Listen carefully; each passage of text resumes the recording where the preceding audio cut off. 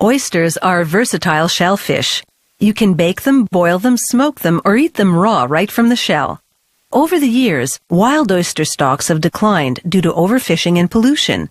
So today, 95% of the oysters we consume come from oyster farms.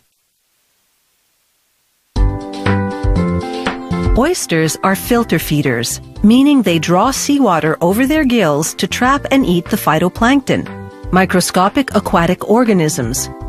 An adult oyster can filter up to 5 liters of seawater per hour.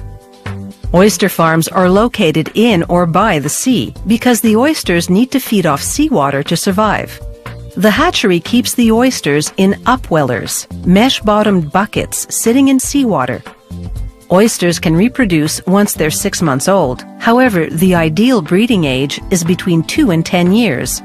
At breeding time, workers put the oysters into breeding trays, oscillating the water temperature between 20 and 30 degrees to stimulate spawning. The females squirt out eggs, the males squirt out semen, and 16 hours later, the fertilized eggs hatch larvae. Right from birth, the oysters feed on a blend of the phytoplankton they'd eat in the wild. The hatchery dilutes this plankton mix in seawater and pumps it to the oyster containers. Marine biologists manage the ponds in which the hatchery grows its phytoplankton supply. The larvae are so tiny you can't see them in the water. They're visible only under a microscope.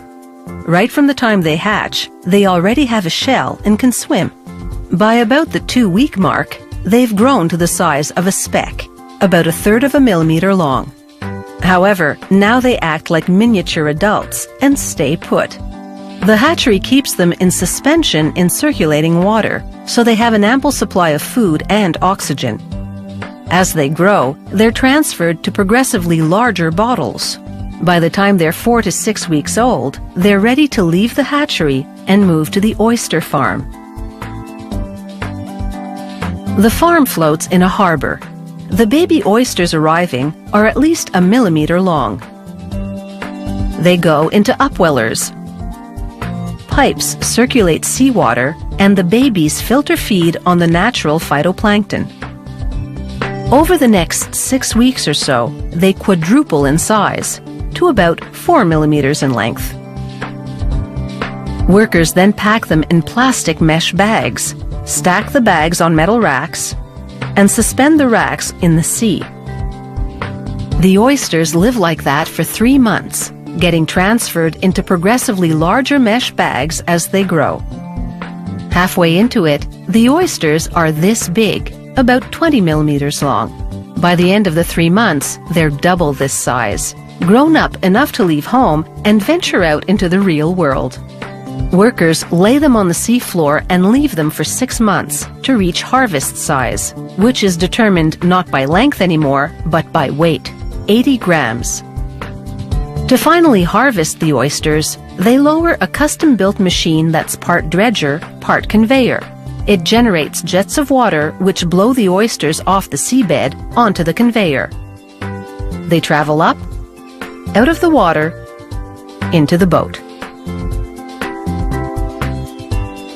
That conveyor dumps the oysters onto another conveyor, which leads to the picking station. There, workers select the correct size oysters and put them into baskets.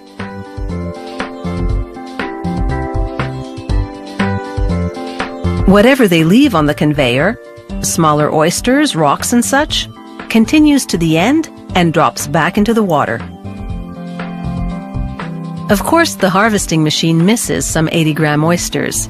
Those remain on the seabed, sometimes for years, growing larger. Like this guy, weighing about 1 kilogram. Prior to sale, the harvested oysters go through a cleaning process called depuration. For 42 hours, they sit in tanks filled with seawater sterilized by ultraviolet light. The oysters draw this clean water through their gills. This flushes out all the bacteria. Thanks to this depuration process, it's safe to eat raw oysters.